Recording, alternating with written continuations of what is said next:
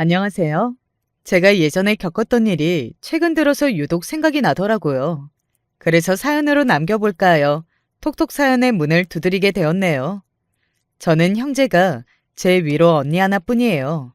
제 친정 언니가 성질이 드센데 공부까지 잘해서 저는 그 밑에서 기가 밟힌 채로 자라난 동생이었죠. 저희 언니의 태몽은 희한하게 친할머니가 꾸셨다고 해요. 마을의 널따란 고추밭을 거닐고 있었는데 갑자기 하늘에서 솔방울 같은 것이 떨어지는 태몽이었다고 합니다. 그런 꿈을 꾸신 지 얼마 지나지 않아서 친정엄마가 임신 증세를 느끼셨던 것이고요. 그때 친할머니가 뭐라고 하셨을지 예상 가시나요? 아들이구나, 아들이야. 네가 뱃속에 우리 손자 아기를 품고 있나 보다. 내가 지난주에 꿈을 하나 꿨는데 아주 생생하면서도 어딘가 심상치 않은 기운이 느껴지는 꿈이었거든. 그게 혹시나 태몽일까 싶으면서도 너희에게 말을 얼른 해야 하나 말아야 하나 고민이었는데 역시나 그게 태몽이었던 거야. 아들이요? 대체 어떤 태몽을 꾸셨길래 그러시나요, 어머님? 친할머니의 호들갑 앞에서 떨떠름한 기색이 되기도 하셨지만 그와 동시에 기대가 되고 설렘이 들었던 것이 친정엄마의 당시 심정이었습니다. 태몽 속에서 고추밭이라는 배경이 등장했다는 것을 들으신 후 친정엄마는 물론이고 친정아버지까지 확신을 하셨다고 해요. 아들 임신이라고 말이죠. 게다가 워낙 친할머니가 자신감 넘쳐하고 계셨으니까요. 그러다 아시다시피 저에게는 친정 언니가 전부이거든요. 그러니까 그때 아들이 아니라 웬딸이 태어난 것이었죠. 언니의 출생 이후 친할머니는 어딘가 잔뜩 화가 나셨다고 합니다. 내가 손자 생긴다고 곧 손자 태어난다고 동네방네 그런 소리를 지금까지 얼마나 실컷 떠들어놨는데 아휴 망신도 이런 망신이 없지. 이날 이때까지 살면서 내가 이런 개망신은 처음이네. 친할머니가 일을 뿌드득 가셨고 출산하신 지 얼마 안 돼서 성치 못한 몸을 하시고도 분위기를 살펴가며 힘들다는 소리도 못하신 채 갓난아기를 돌보고 계셨던 친정엄마는 민망함에 달아오른 얼굴을 숙이고 계셨습니다. 처음에는 그렇게 눈치를 보셨다고 해요. 그런데 말이죠. 아무리 좋은 노래라도 계속 부르면 듣는 사람 입장에서는 슬슬 부하가 치미는 법 아니겠어요? 그런 법이었건만 듣기 싫은 소리를 1절, 2절, 도돌이표까지 달아가며 계속 노래하시는 친할머니 앞에서 결국 친정엄마도 폭발하고 마셨습니다. 그만 좀 하세요. 대체 언제까지 손자 타령을 하실 거예요? 제대로 폭발하셨던 친정엄마는 따지고 싶은 걸 그날 다 따지셨고 친할머니께서는 뒷목을 잡은 채 돌아서셨어요. 하지만 그러면서도 당신의 며느리가 먼저 반성하고 숙이고 들어올 것이라 예상하셨다고 하더군요. 그러나 그 예상은 전혀 들어맞지 않았습니다. 친정엄마는 더 이상 친할머니를 향해 쓸데없이 눈치를 보며 분위기를 살피고 고개를 낮추는 것에 당신의 에너지를 쓰지 않으셨죠. 그때 기점으로 고부관계가 틀어졌던 거예요. 친할머니는 당신의 며느리가 굽히고 들어오기를 원하셨고 친정엄마는 당신의 시어머니가 달라지지 않은 한 잘 지내고 싶지 않아 하셨죠. 그런 대치 아닌 대치가 계속되던 때에 태어난 둘째가 바로 저였던 것입니다. 아휴, 너는 또 어떻게 딸을 낳았니? 첫 번째를 딸로 낳았으면 두 번째는 눈치껏 아들로 낳았어야지. 그리고 친할머니는 지나가듯한 빠른 말씀으로 그렇게 내뱉으셨는데요. 그게 친정엄마의 심기를 제대로 건드려 버렸습니다. 친할머니를 손녀들을 볼 자격도 없는 분이라고 여기게 되셨죠. 반면 친할머니는 그 발언이 100% 진담도 아니었고 반쯤은 농담이었는데 왜 예민하게 반응을 하며 배응만덕하게 구는 것이냐고 친정엄마를 힐난하셨고 며느리를 잘못 들었다며 가슴을 치셨습니다. 그 가운데 친정아버지는 무척 난감하셨죠. 저는 이 고부 갈등 때문에 친정 부모님이 가끔 감정적으로 싸우시는 걸 보고 자랐습니다. 두 분은 맞벌이라 하셨거든요. 그래서 매일 바쁘고 피곤한 분들이셨는데 그럼에도 남은 자투리 시간 동안 사이좋게 지내지 못하시고 투덜거리며 친할머니 이야기로 싸우시는 게 저는 어렸을 적에 항상 이해가 안 갔었죠. 친정 부모님의 설전을 보며 이해가 안 돼서 태평하게 콧구멍이나 후비적거리고 있던 자식이 저였다면 제대로 영향을 크게 받아버렸던 자식이 친정 언니 쪽이었습니다. 네가 아들보다 잘나게 큰딸이 되면 돼. 알았지?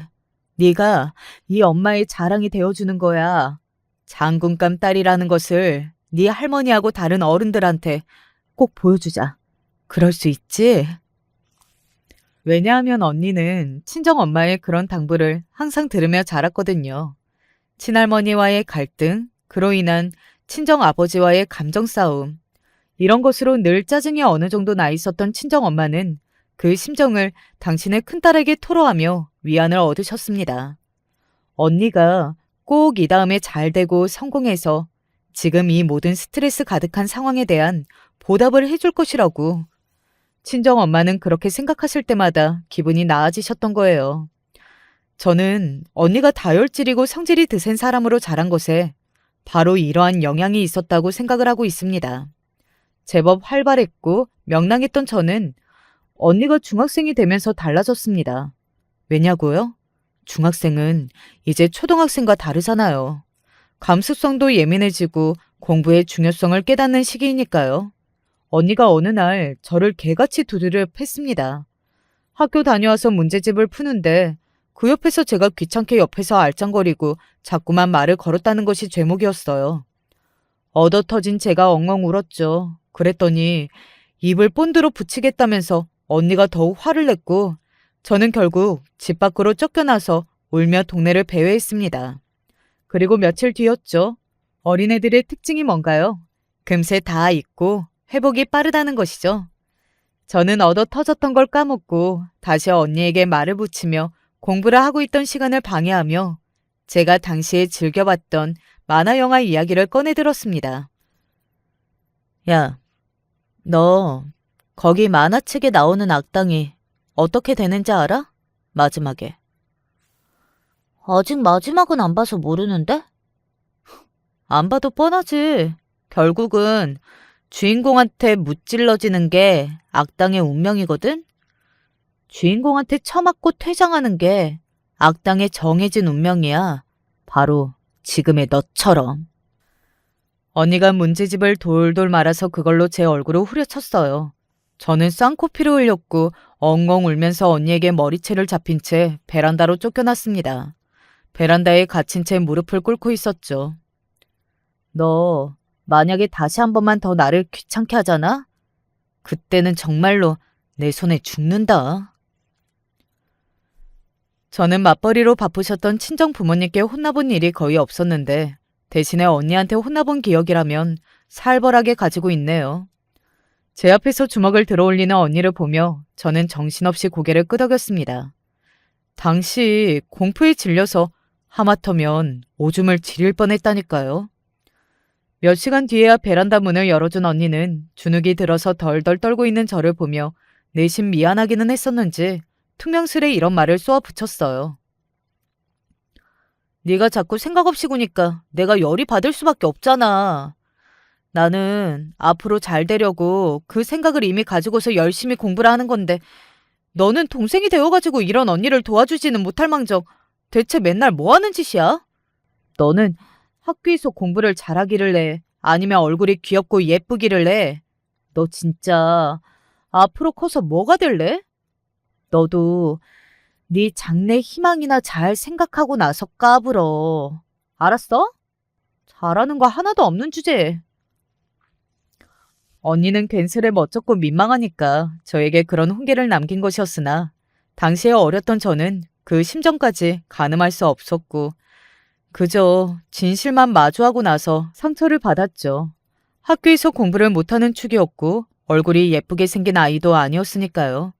그 사실을 정면으로 언니가 짚어주었던 그날 이후 저는 어딘가 의기소침해졌습니다. 못난 점 투성이인 제가 감히 언니의 앞길을 방해하면 안 될 것 같아서 집에서는 걷는 소리도 조심해서 내게 되었어요. 그런데 호의가 계속되면 권리인 줄 안다는 어느 영화의 명대사처럼 되더라고요. 제가 언니를 위하는 마음으로 발소리를 일부러 힘껏 줄이기 시작했던 건데 어느새 그게 너무 당연하게 되어버린 거예요. 그래서 제가 깜빡하고 발 뒤꿈치로 거실 바닥을 찍기라도 하면 언니는 정신 나간 사람처럼 눈을 부라리며 방에서 뛰쳐나왔습니다. 야, 시끄러워. 너 진짜 조심 안 할래? 너 때문에 지금 나 공부 흐름 완전히 다 끊겼어. 너 이거 어쩔 거야? 아, 짜증나 죽겠네. 실수로 그냥 한번 콩소리를 낸 것뿐인데 그게 그렇게 언니한테 크게 들렸어? 그래, 크게 들렸어. 나는 지진 난 줄 알았다고. 언니가 화를 내며 저에게 탓을 돌릴 때마다 저는 막 심장이 떨렸습니다. 가면 갈수록 저는 조심하며 지내게 되었고 자연스레 집이 편안하지 않은 공간이 되었어요. 제가 중학교로 올라간 뒤에는 애석하게도 친구들을 좀 잘못 사귀어서 혼자 동떨어져 지냈습니다. 그래서 친구 없이 조용히 학교를 다녔는데요. 학교에서도 집에서도 항상 조용히 있다 보니까 울적해지더라고요. 그때 저는 사춘기 나이였잖아요. 그래서 그 시기를 보내면서 제 성격이 소극적으로 굳어지고 자신감이 완전히 사라졌던 듯 싶어요. 수험생 시절의 언니는 예민함의 끝장판이었습니다. 소음 하나라도 잘못 내면 진짜 사람 하나 죽여버릴 기세였어요. 친정 부모님은 어떠셨냐고요? 언제나 언니 편을 드셨죠. 동생이 언니한테 기가 눌려서 눈치를 보며 왕 앞에 종처럼 되어버리든 말든 이건 크게 신경을 쓰지도 않으셨답니다. 친정 부모님은 두 분 다 가방끈이 짧아요. 두 분의 머리가 나빴다거나 하는 문제는 아니었죠. 예전에 당시 집안 사정이라는 게 그러했기 때문입니다. 지긋하게 나이 드신 분들이라면 아시겠지만 그런 서름은 쉽게 가시는 게 아니잖아요. 오히려 세월이 가고 나이를 먹어갈수록 깊어지는 한같은 것이지요.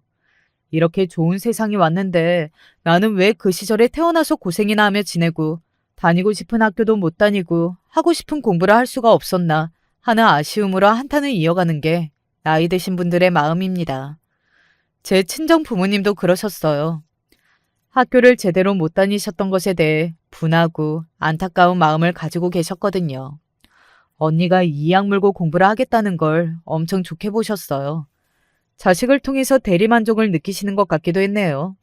그래서 저만 몇 년을 집에서 애매모호한 위치로 지냈고요.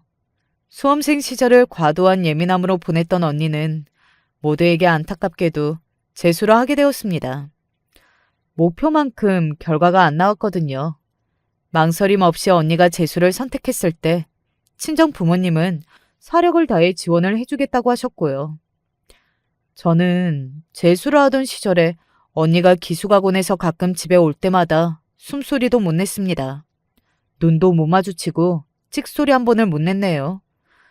언니의 심기를 잘못 건드려서 재수 실패의 원흉으로 찍히는 건 사양이었어요.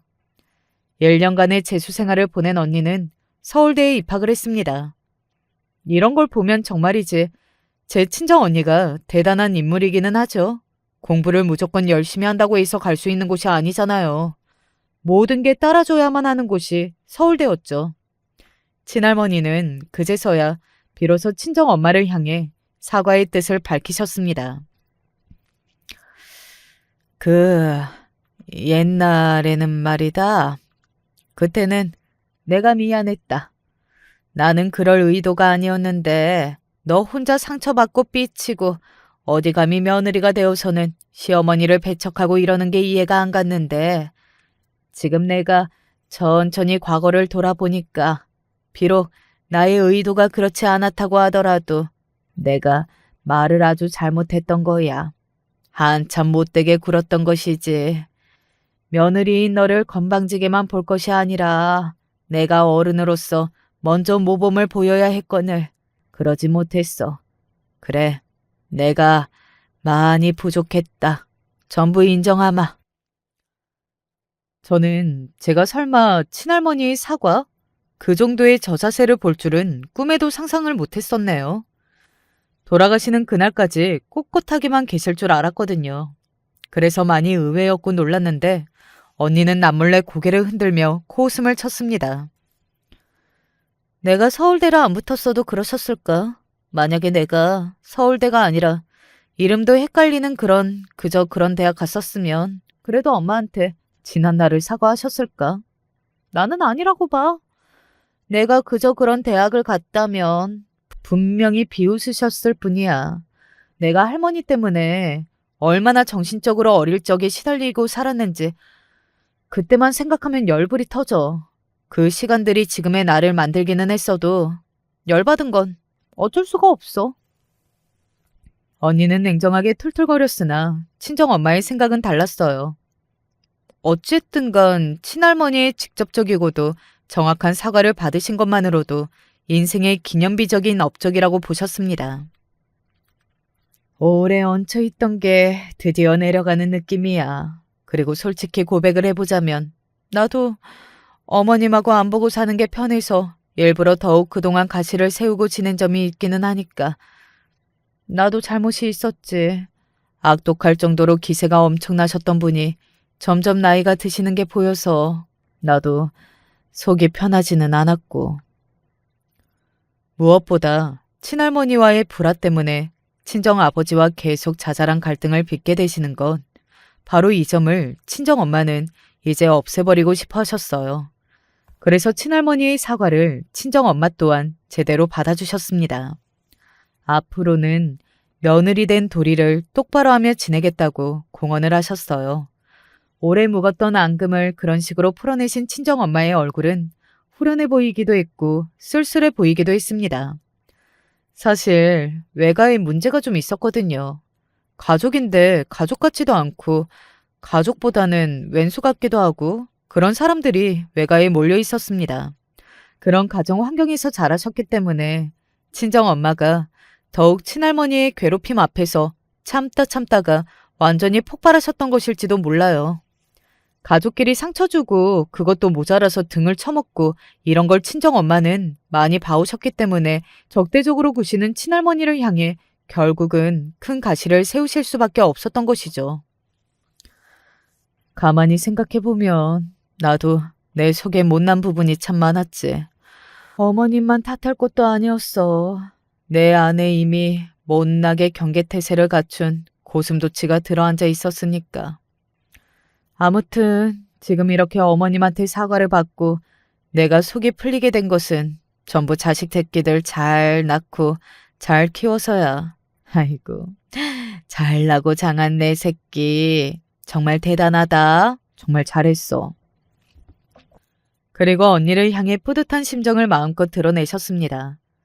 그동안 언니에게 꼭 성공해서 잘 되어야 한다고 부담을 주고 압박을 가했던 게 미안하다며 친정엄마 또한 사과를 꺼내셨어요. 제가 알던 것보다 훨씬 많이 언니는 압박감에 시달려온 듯 하였고요. 됐어요. 이제 와서 무슨 미안하다는 말씀을 그렇게나 하세요. 저도 예민하고 지랄 맞았는데 그거 전부 다 봐주시고 참아주시는 거 저야말로 감사하고 죄송하죠. 언니가 답지 않게 멋쩍은 티를 내면서도 진솔한 말을 뱉더라고요. 분위기가 참 훈훈했습니다. 이제 친정 부모님도 은근히 이어져 온 냉전을 끝내질 때였고요. 소외가 된 건 저뿐이었어요. 저는 그때 낙동강 오리알이 된 것만 같았습니다. 심지어 친할머니는 당신 아들 며느리 큰손녀한테는 이런저런 말씀을 그때 엄청 많이 해주셨으면서 작은 손녀인 저한테는 아무 말씀도 안 해주셨고요. 심지어는 제 이야기를 언급조차 안 하셨습니다. 제가 투명 인간이라서 당신의 눈에 안 보이는 것처럼 구셨어요.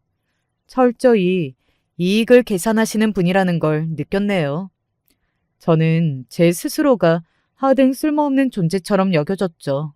서울대에 떡하니 붙은 공부 천재인 언니와는 다르게 저는 범죄 중에 범죄였고요. 가장 무난한 곳으로 꼽혔던 고등학교에 다녔습니다. 여자 고등학교였어요. 저는 저를 은근히 뒷전으로 밀어두시는 친정 부모님과 예민하고 지랄맞은 친정 언니 밑에서 주눅이 들 대로 든 상태였고요. 그런 성격으로 살아가고 있는 학창 시절이었기 때문에 시끄럽고 종잡을 수 없는 남자애들이 있는 공학보다는 여자끼리라서 편하고 가식을 안 부려도 되는 여고가 훨씬 더 나을 거라고 판단했었어요. 제가 곧잘 의기소침해지는 아이라도, 소극적이고 남 눈치를 많이 보는 아이라도 여고 안에서라면 저를 놀리거나 괴롭힐 못된 인물은 없을 거라고 생각했었죠. 만만하게 볼지언정 저를 괴롭히지는 않을 것 같았어요. 조용한 고등학교 생활이 시작되었고 교과서를 보며 아리송해하다가 문제집을 풀면서 고개를 갸웃거리는 나날만 보내고 있었습니다. 공부가 하도 안 되어서 혼자 조용히 고군분투하고 있던 저에게 어느 날 누군가 돈을 내밀었습니다. 1,000원짜리 지폐가 갑자기 제 책상 위로 놓여져 있는 것을 저는 멍청하게 바라보다가 뒤늦게 고개를 올렸죠. 그러자 박수진이 보였어요. 가슴팍에 달린 명찰이 아니더라도 저는 박수진이라는 걸 알았을 겁니다. 같은 반이었으니까요. 그리고 같은 중학교 출신이기도 했습니다. 비록 중학교 때는 말 한마디 섞어본 적 없는 사이였지만 박수진은 중학교 1, 2학년 때는 존재감이 없다가 갑자기 3학년 때 활발하게 학교를 휘젓고 다니면서 자기 존재감을 알리기 시작했고 그래서 저도 알고 있었어요. 활발했다는 것은 학교에서 노는 무리와 한패로 어울렸다는 의미였습니다.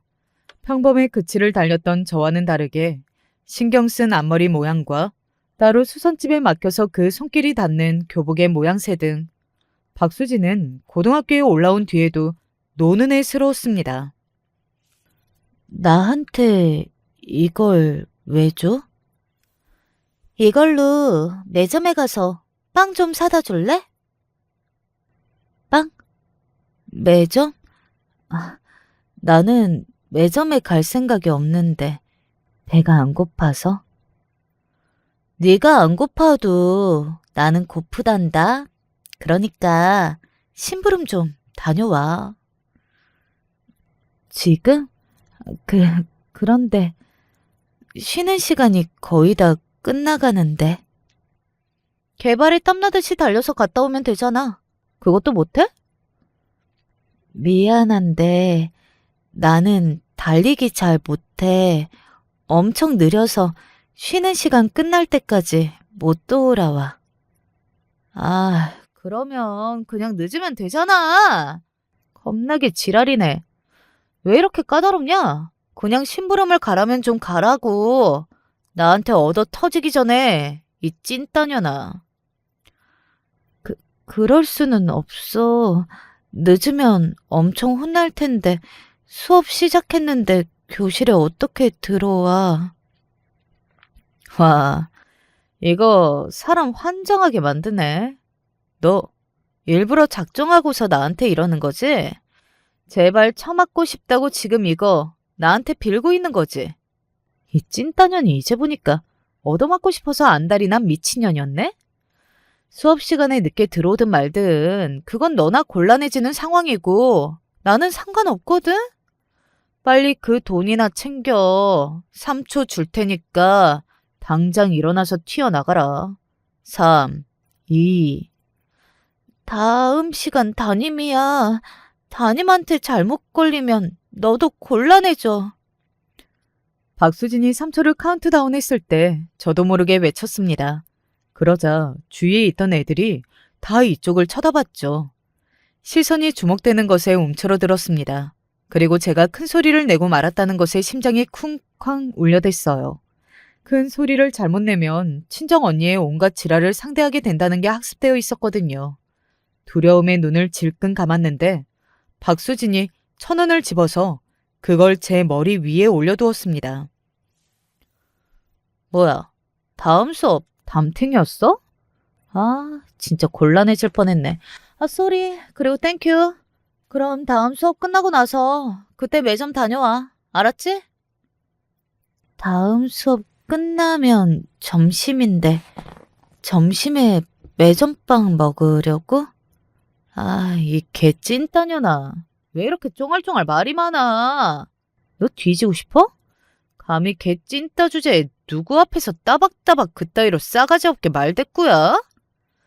나한테 상대도 안 되는 주제에 어디서 개기려고 드냐고. 내가 우스워? 내가 만만해서 미치겠어? 아니, 그런 건 절대 아닌데, 네가 왜 이렇게 화를 내는지도 나는 모르겠고. 지금도 말대꾸라고 지랄이네?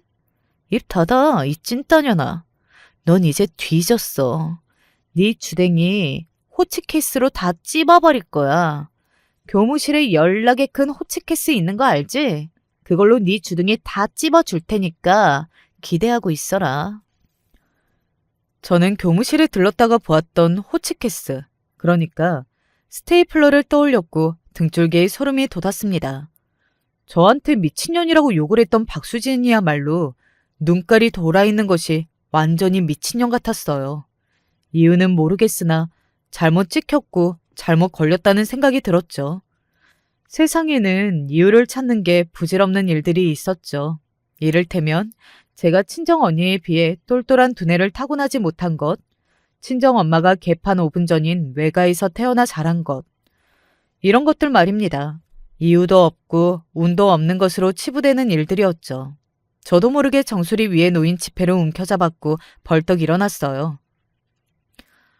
빵, 지금 사올게. 지금 매점 다녀오면 되는 거지? 무슨 빵? 크림빵? 갑자기 뭐라고 하는 거야? 다음 시간 담임이라 안 된다면서. 아니야. 그냥 얼른 다녀올게.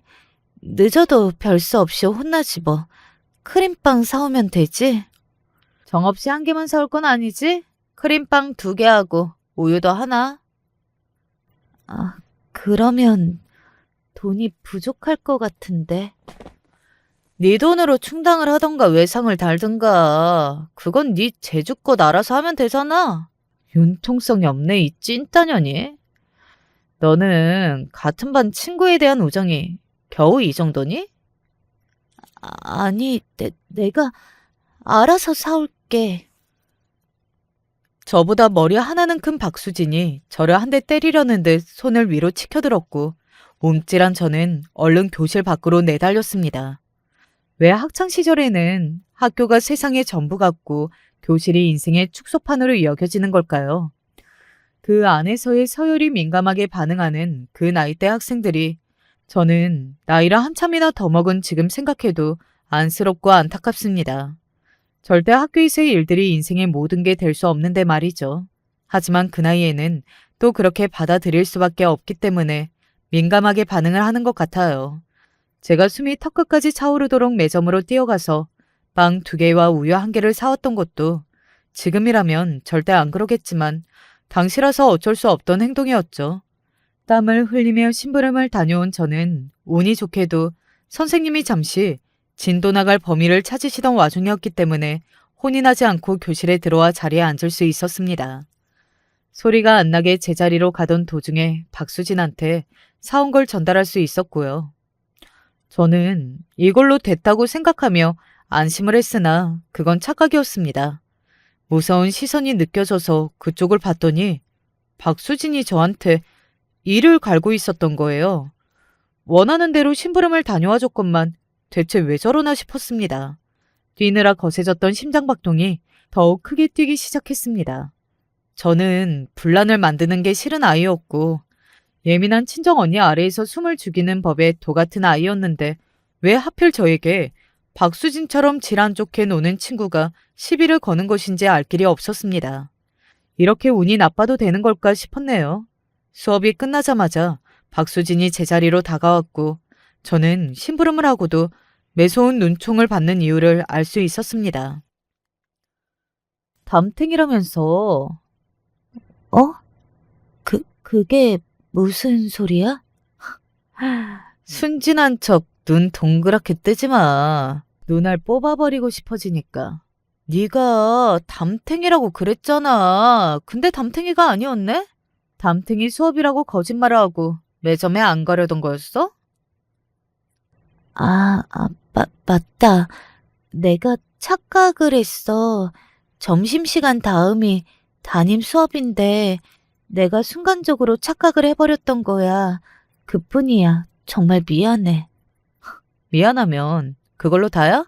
미안하면 끝? 나는 너 때문에 담탱이 수업인 줄 알고 교과서도 잘못 꺼내고 있었잖아. 어떻게 될 거야?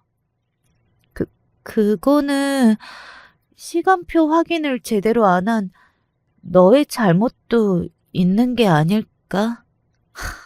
너 지금 뭐라고 나불거렸냐? 뭐? 나의 잘못도 있어? 내 잘못이라는 거야? 그렇다기보다는 아니 나는 왜 네가 나한테 이렇게 화를 내는지 정말 모르겠어. 네가 매점 다녀오라고 해서 나는 다녀왔고 사오라는 것도 다 사왔는데 내가 무슨 잘못이 있다는 거야? 조용히 있고 싶었고 그래서 조용히 있었을 뿐인데 가만히 있었던 저에게 다가와 시비를 걸고 들쑤셔놓은 박수진이 원망스러웠습니다. 제가 부들부들 떨리는 손으로 주먹을 쥐며 나름의 용기를 내서 그렇게 대꾸를 했을 때였어요. 박수진이 매서웠던 표정을 거두고 피식 웃더니 제 뺨을 때렸습니다. 찐따년아, 귀파고 잘 들어라. 내가 잘못이 만약 있다고 하더라도 그건 네 잘못이야. 내 잘못도 네 잘못. 네 잘못은 당연히 네 잘못. 오케이? 이해가 되니? 저는 맞은 뺨을 부여잡고 가만히 있었어요. 뺨이 너무 욱신거렸고 놀란 심장이 계속 두근거리고 있었습니다. 도와달라는 신호로 주변을 슬쩍 쳐다보았어요. 그러자 저와 눈이 마주친 반 친구들이 재빨리 저마다 시선을 거두었고 고개를 다 돌려버렸죠. 아무렇지 않게 점심을 먹으러 움직이는 반 친구들을 보면서 저는 맞은 뺨보다도 가슴이 아팠습니다. 비참하고 창피하더라고요. 박수진에게 일방적으로 괴롭힘을 당한 것뿐인데 제대로 반격할 용기가 없는 스스로가 너무 볼품이 없어서 싫었습니다. 오늘 일 때문에 나 진짜 열받았으니까 이번 학기 내내 네가 내 심부름 좀 다녀라. 운동도 되게. 네가 매점을 좀 다녀주면 좋겠어. 너는 어차피 개찐따라서 쉬는 시간마다 할 일도 없잖아. 매점이나 열심히 다녀. 네가 하는 거 봐서 내가 기분을 풀든지 용서를 해주든지 할게. 근데 만약에 네가 하는 게 별로잖아? 그래서 내 마음에 안 들잖아? 그때는 기대해도 좋아. 그때는 너를 자근자근 씹어주고 완벽하게 짓밟아줄게. 박수진이 제 눈앞에 자기 주먹을 들이밀며 말했습니다. 자기 위로 친언니 하나가 있는데 21살이고 옆 지역에서 이름을 날리는 그런 엄청난 남자하고 교제 중이라고 했습니다. 그 남자가 비록 말단이기는 해도 속해 있는 조직에 엄청나서 잘못 건들면 큰일이라고 하더군요. 상상도 할 수 없는 대단한 백을 자기는 둔 셈이나 마찬가지니까 함부로 나대고 까불 생각은 하지 않는 게 좋을 거라면서 박수진은 자기 주먹을 천천히 돌렸습니다. 그러고 보니까 박수진은 덩치가 호리호리한 것에 비해 주먹은 굉장히 크더군요. 손이 소뚜껑 같았어요. 어쩐지 뺨이 많이 아픈 것에는 이유가 있었던 법이죠.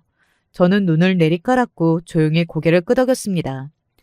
약육강식의 법칙이 존재하는 세계에서 호랑이 앞에 토끼는 먹히지 않기 위해 자세를 낮추는 수밖에 없었습니다. 자존심 따위는 내세울 수 없었죠. 저는 비굴하게도 박수진의 전역 노예 마냥 그렇게 지내야 했어요. 매점 심부름을 다니고 체육복을 대신 빨아다 주고 그랬습니다. 재수없게 잘못 찍힌 운이 더럽게도 없는 저를 반 친구들이라면 모두가 알고 있었죠. 처음에 이번 학기라고 운운했던 박수진의 말은 지켜지지 않았고 1학년 내내 저는 그 수모를 당해야만 했습니다. 2학년 때 반이 갈렸고 저는 환호성을 내질렀죠.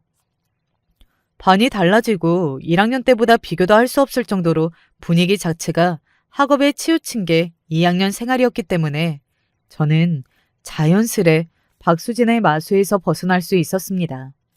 복도에서 마주치기라도 하면 박수진은 눈을 부라렸고 저를 깔보았으나 저는 애써 모른 척을 하거나 시선을 멀리 돌려버렸죠.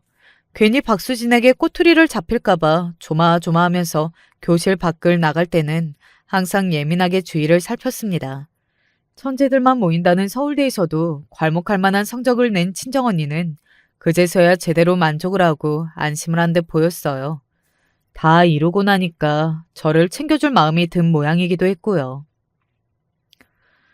내가 일부러 그간 말을 한 적은 없었는데 나 때문인지 네가 항상 기가 죽어서 불쌍해 보이더라. 그게 마음에 걸렸고 미안했어.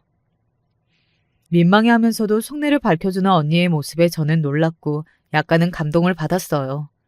이제 다 잊은 옛날 일이라고 저는 그렇게 말을 하면서 제가 불쌍해 보였다면 그건 언니 때문만은 아니라 어떤 나쁜 년한테 잘못 찍혀서 마음고생을 했기 때문이라는 사실도 밝혔죠. 이야기를 듣고 난 언니가 길길이 날뛰었습니다. 박수진을 죽이겠다고 하길래 깜짝 놀란 제가 얼른 말렸죠. 이제 고3이라서 다들 공부만 하면서 조용히 사는데 무슨 뒷북을 치겠다고 그래. 안 그래도 돼. 나는 이제 괜찮아. 감히 내 동생을 상대로 양아치 짓을 해? 아휴, 생각만 해도 이가 갈리네. 그런 년 때문에 네가 고등학교 올라가자마자 공부에 집중도 못했겠네. 솔직히 1학년은 완전히 날려먹은 셈 아니야? 언니의 말에 저는 무심코 인정을 해버렸는데요. 그때부터 지옥의 시작이었어요. 언니가 친히 저에게 과외를 해주겠다고 했거든요. 천재는 범죄를 이해하지 못했습니다. 너 돌대가리야? 목 위에 그건 왜 달려있어? 아, 너는 생각이라는 걸 하기는 하냐? 생각을 안 할 거면 무겁게 그걸 왜 달고 다니냐고. 언니에 비하면 박수진은 순한 양이었다는 생각마저 들었고 저는 눈물을 흘리면서 문제를 풀었습니다. 저는 서울 소재 4년제 끄트머리가 간신히 붙을 성적이었고 그래서 서울 4년제 아니면 경기도 소재의 괜찮은 4년제라는 선택지를 가지고 있었는데요.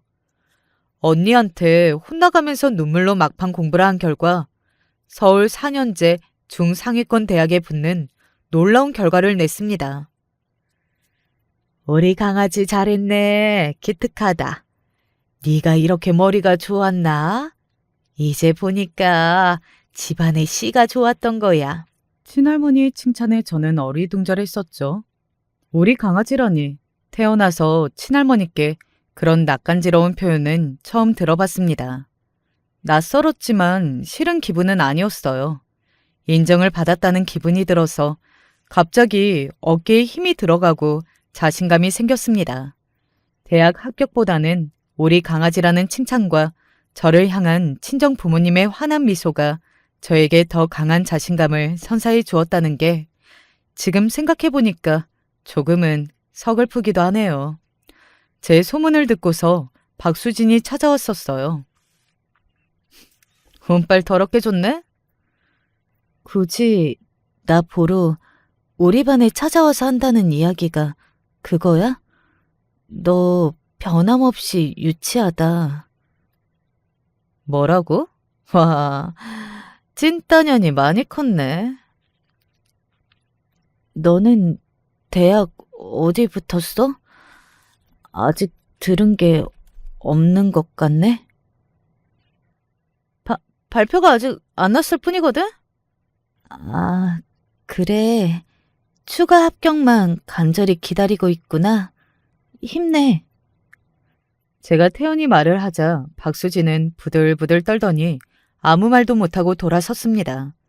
그때 통쾌했네요. 심장은 막 크게 뛰는데 겉으로 티 안 내고서 박수진에게 차가운 표정과 말투로 받아친 거. 그게 저한테는 엄청난 일이었습니다. 이렇게나마 한 방 먹이다니. 언니한테 오만 욕을 먹어가면서 막판까지 공부해서 대학 잘 간 게 최고의 한 수였다는 생각이 들었어요. 왜 언니가 그렇게 매달려서 공부를 팠는지 알 것 같았고 그 생각은 대학에 들어가 보니 더욱 강해졌습니다. 공부, 대학 간판 이런 게 계층을 넘어갈 수 있는 사다리 역할이었던 거예요. 당시에 유튜브가 어디 있나요? 사회가 구분지어 놓은 계층을 넘나들 수 있는 가장 확실하고 효과적인 건 대학 간판과 직업 같은 것이었습니다. 그렇지 않으면 계층을 이동하는 게 너무나도 힘이 들었죠.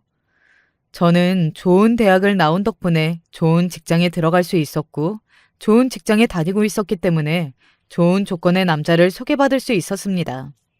그러다가 결혼까지 하게 되었죠. 남편은 금융맨으로 불리는 그 업계에 몸담고 있는 인물이었고요.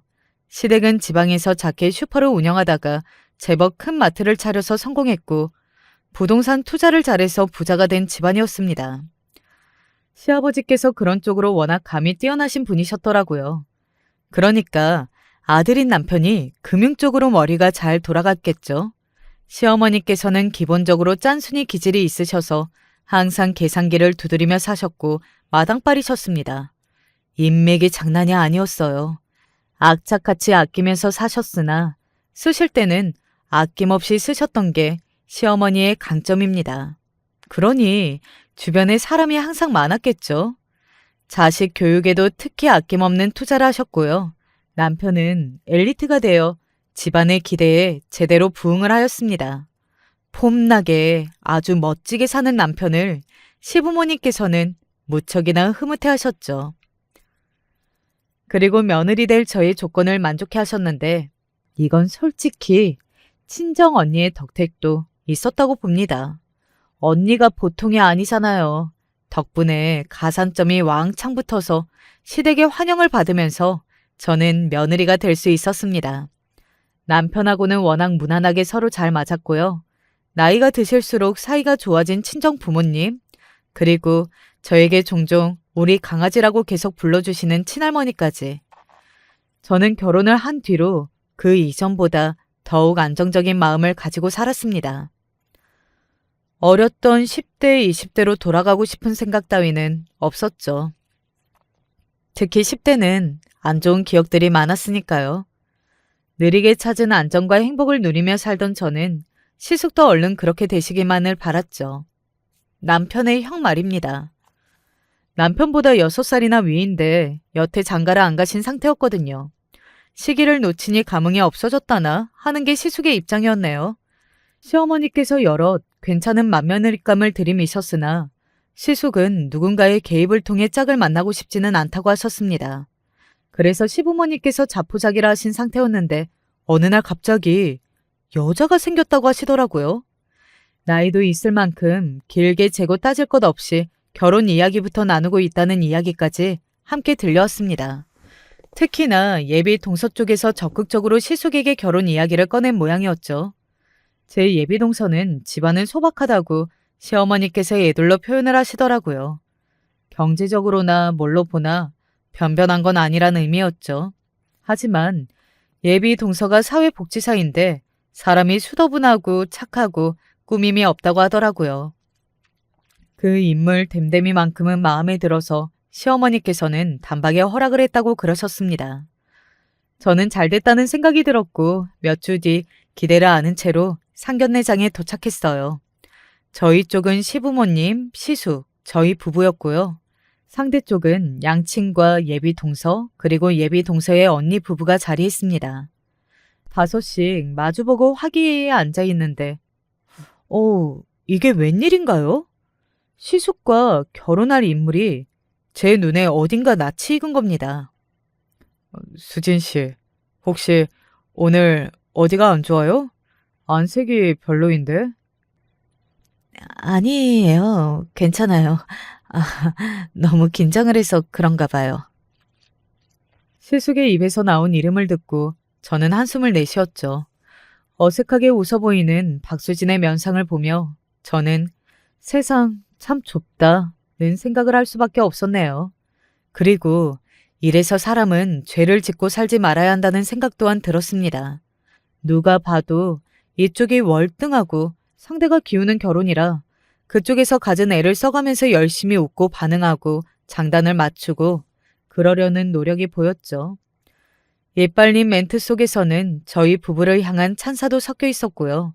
박수진은 자기 부모님이 저와 제 남편을 추켜 세우는 발언을 이어가는 것에 목이 타는지 연신 물을 들이켰습니다. 제가 얼마나 사회적으로도 잘 나가고 결혼도 잘난 남자와 해서 잘 사는지 충분히 이미 알게 된 박수진은 표정 관리가 힘든 모양이었어요. 억지로 웃는 게 제 눈에는 다 보였습니다. 박수진의 친언니는 되도 않게 동생이 너무 수수하고 착하다는 포장지를 열심히 하고 있었고요. 저는 속으로 비웃음이나 실컷 날렸죠. 자리가 한창 무르익어서 종반부로 넘어갔을 무렵 저는 조용히 화장실로 향했습니다. 생각을 해봐야 할 때였으니까요. 세상에 여기서 시숙의 결혼 상대로 박수진을 다시 보게 되다니. 암만 생각해도 기가 막혀서 고개를 흔들며 손을 씻고 있던 그때였습니다. 웃음이 나와? 너는 이 상황이 재밌나 봐. 그래, 재미있겠지. 네가 내 우위에 섰다고 생각을 하고 있겠지, 찐따 주제. 찐따. 찐따라니 누구를 말하는 거야? 아, 혹시 너 자신? 방금 네 자기소개한 거야? 본성 감추고 과거를 숨기고 어떻게든 잘 사는 집안에 기생해서 시집 좀 가보려고 아둥바둥 발버둥 치는 네 모습이 정말 찐따 같기는 해. 뭐라고? 야, 너 미쳤냐? 사는 게 편하니까 네가 아주 생각하는 법을 잊어버렸나 보구나. 야, 기고만장해 할 거 없어. 그래봤자 너는 내 아래야. 내 밑이라고. 그러니까 알아서 기어. 행여나 내 이야기를 밖에 나가 떠들 생각 같은 건 하지 말라는 거야. 얌전히 입 다물고 내 결혼식에서도 박수나 열심히 쳐. 그러면 네 가상한 노력을 봐서 내가 형님이랍시고 너를 부려먹지는 않아줄 테니까. 이제 동서지간이 될 텐데 내가 너보다 서열이 위라는 걸 계산 못하는 건 아니겠지? 그러니까 판단 잘해.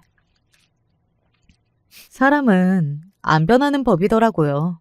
박수진이 여전히 양아치처럼 굴어져서 저는 되려 반갑기까지 했습니다. 고마워. 여전히 인성이 구려져서. 만약 네가 개과천선이라도 했다면 서운할 뻔했어. 무슨 개소리야? 주둥이나 여물어. 저는 피식 웃으며 어깨를 으쓱거렸고 정말로 입을 다물었습니다. 그러자 박수진이 저를 비웃듯이 흘겨보며 먼저 화장실을 나갔죠. 저는 즉각 휴대폰을 꺼내들고 어디론가 전화를 걸었습니다. 통화를 마치고 자리로 돌아간 저는 태연하게 굴었어요. 아무 일도 없었다는 듯이 구는 저를 보고 박수진은 완전히 안심을 한 듯 보였고요. 예식 날짜라든지 그런 이야기가 구체적으로 나오기 시작했을 때 박수진이 씩 웃었습니다.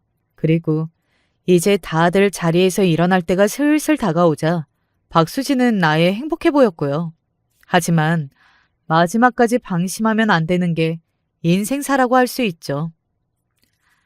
아, 잠깐 죄송한데 저희 친정 언니가 마침 이 근처에 와 있다고 하길래 제가 혹시 얼굴 비추러 오지 않겠냐고 했거든요. 괜찮을까요? 어머머, 당연히 괜찮지. 제가 불쑥 말을 꺼내자마자 시어머니께서 눈을 빛내셨습니다.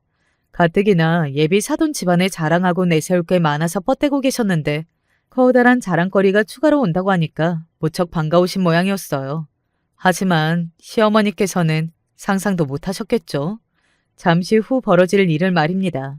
단정하고 고급스러운 치마 정장 차림에 머리를 쓸어넘기며 상견례장에 등장한 언니는 저와 눈이 마주치고 제가 텄짓으로 박수진 쪽을 가리키자 사넬백을 빙빙 돌리면서 이동했어요. 그 사넬백은 박수진의 뒤통수에 정확히 꽂혔습니다. 갑자기 이게 무슨 짓이에요? 네가 박수진? 만나서 반가워. 내가 아주 옛날에 너를 죽여놓으려고 했는데 내 동생이 말렸어. 그래서 그때 넌 목숨 한번 건진 셈이었지. 만에 하나 살면서 그년을 길에서라도 만나게 되면 나한테 꼭 알려달라고. 내가 반드시 그년을 족치고 싶다고 내가 동생한테 당부를 해놨었거든. 근데 내 착한 동생이 이 언니의 당부를 잊지 않고 오늘 연락을 준 거야. 나 너무 기쁘다. 내가 드디어 니년의 면상을 보는구나.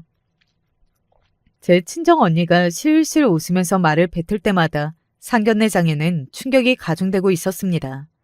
제 학창시절 이야기를 아는 남편은 자리에서 벌떡 일어나서 박수진에게 떨리는 삿대질을 날렸어요. 그와 동시에 박수진의 친언니도 일어났고요. 엉뚱한 모함을 하실 자리가 아닌데요. 제 동생의 중요한 날을 망쳐놓으시다니 너무하시네요. 넌 뭐야? 아, 이 나쁜 년의 친언니?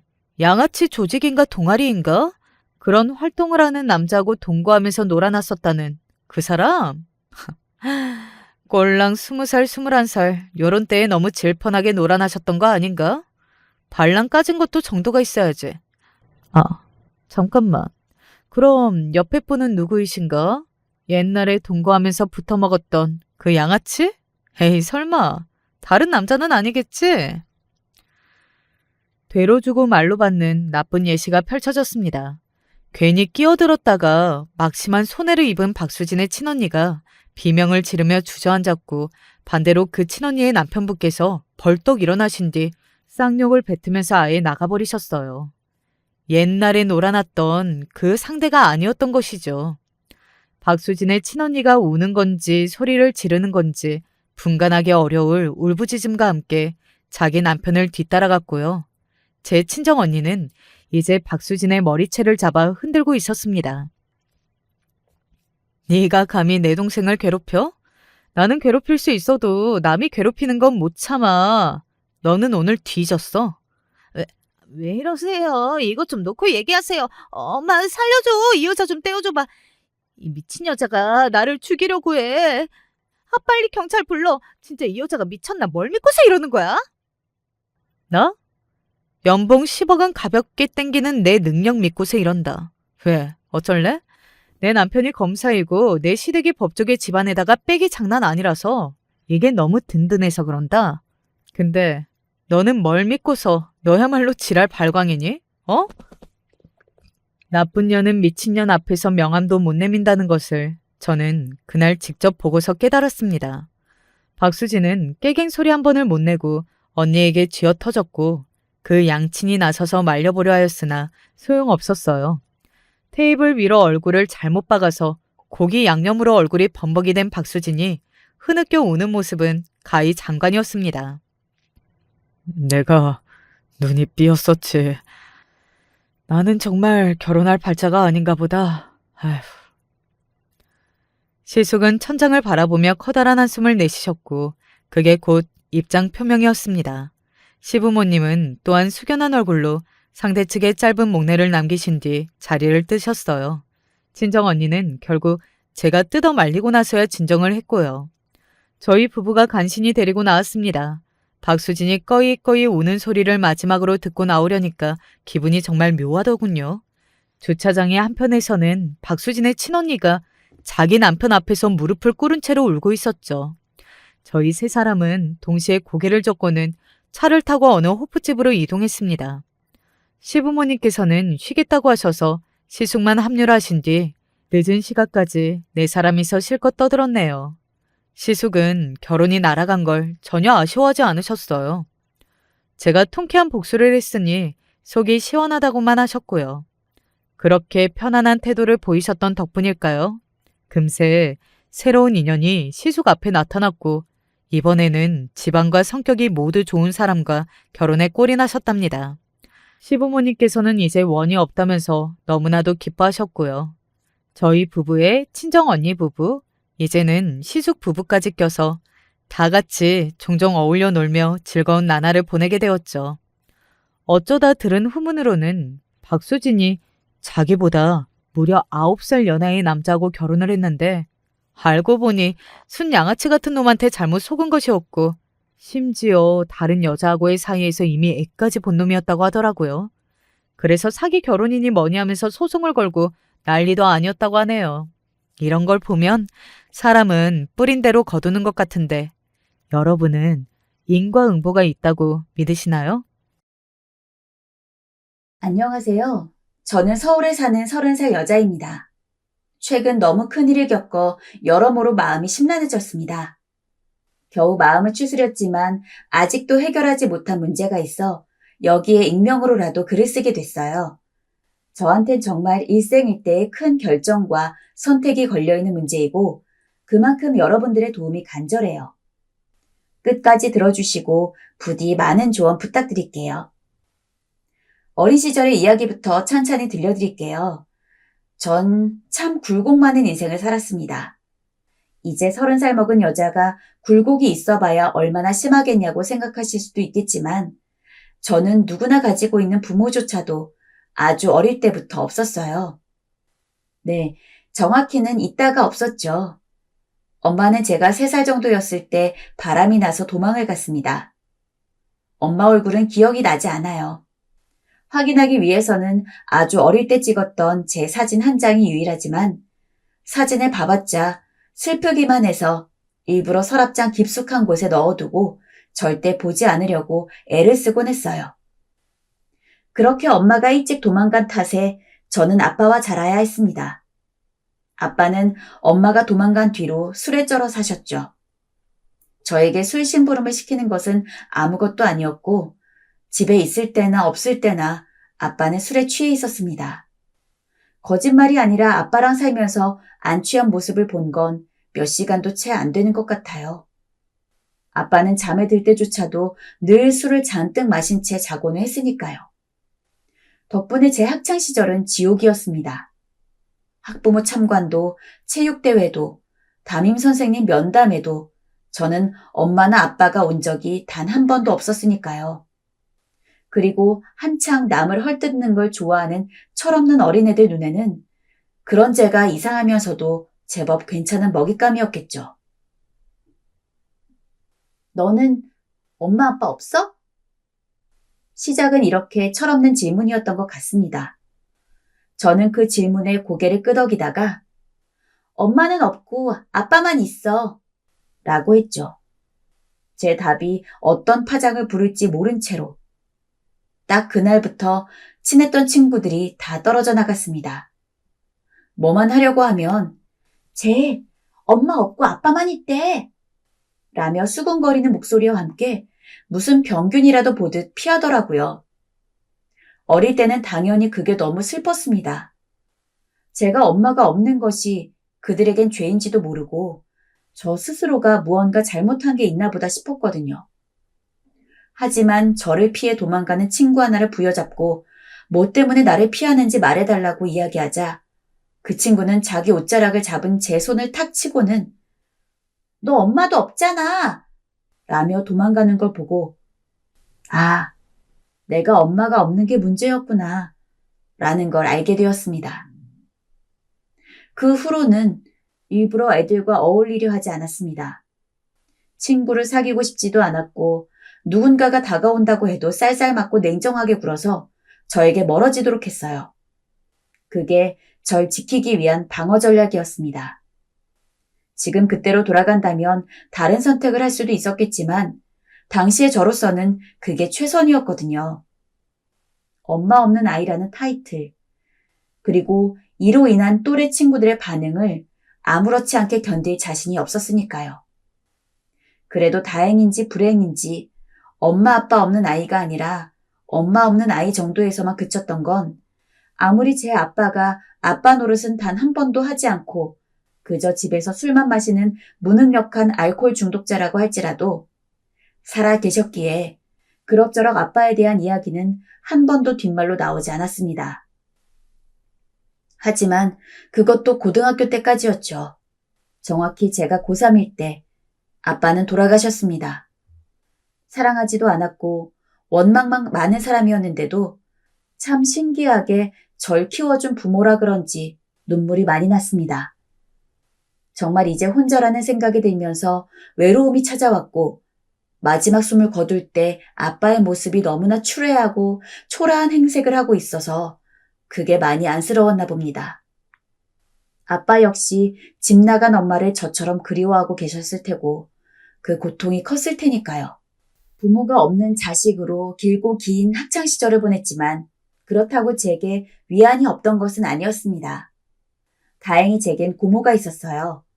고모는 엄마가 도망가고 아빠가 살아계신 동안에 저희 집에 무척이나 자주 찾아와 주셨습니다.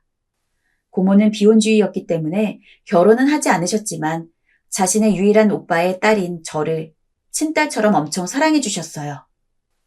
제가 고사리 손으로 아빠의 목까지 저녁상을 차리고 있자면 때마침 장을 보고 온 고모가 오빠는 애 밥도 안 차려주고 뭐해? 라며 아빠를 나무라곤 직접 따끈한 밥을 차려주시기도 했고, 학교 가기 전 제 머리를 따아주시거나 제 손을 잡고 주말에 쇼핑을 나가서 예쁜 옷을 사주는 날도 있었습니다. 제대로 된 부모가 없던 제게 고모는 제 엄마이자 아빠였죠. 하지만 중학교 때는 어쩐지 그게 참 미안하고 화가 났습니다. 흔히 질풍노도의 사춘기 시기라고 하죠. 저도 사춘기를 겪었었나 봅니다. 고모가 아무런 바라는 것 없이 저를 사랑해주는 행위가 부끄러우면서도 이렇게 대해주지만 고모도 날 번거롭게 여기는 건 아닐까? 어쩔 수 없이 떠맡는 건 아닐까? 라는 의심이 마구잡이로 들었어요. 지금 생각하면 고모에게 미안하지만 저로서는 당연히 들 수밖에 없는 생각이었던 것 같습니다. 무조건적인 사랑을 준다는 부모에게조차도 사랑을 받아본 적이 없는 제가 어린 나이에 모든 걸 어른스럽게 이해하고 아무런 의심 없이 고모의 사랑을 받아들이기는 힘들었으니까요.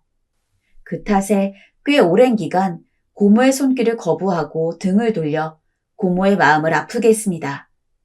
하지만 고모는 계속 꾸준히 저를 사랑해 주셨어요. 제가 아무 이유 없이 화를 내도 묵묵히 들어주며 공감해 준다는 듯 고개를 끄덕였고, 밥 먹기 싫다는 어처구니 없는 때를 부려도 제 몫의 식사를 차려주신 채 본인은 피해 있기도 했죠. 그걸 몇 개월 넘게 반복하다 보니 그때는 저도 고모를 점차 마음에 받아들일 수밖에 없었습니다. 고모가 저를 무척이나 아낀다는 사실도요. 하지만 아빠가 돌아가시고 얼마 지나지 않아서 고모는 미국에 가게 되었습니다. 서정아, 고모가 자주 올게. 응? 밥 거르지 말고 있어. 고모 연락 꼭 받고. 고모가 가던 날 얼마나 울었는지 기억도 나지 않습니다. 마치 영영 헤어지는 느낌이었거든요. 하지만 제가 운다고 해서 바뀌는 것이 있는 것도 아니고 괜히 고모 마음만 불편해지는 일이었기 때문에 애써 눈물을 닦아내면서 공항에서 고모를 배웅했던 것 같습니다. 정말 솔직한 말로 고모는 어떻게 저희 아빠랑 한 배에서 태어났는지 모를 정도로 능력 있는 분이었기 때문에 해외 스카우트가 없지 않았고 그동안은 저를 돌보느라 프리랜서처럼 일을 하고 그랬지만 제가 성인이 다 되어가기 때문에 고모로서도 본인 인생을 찾아야 했을 겁니다.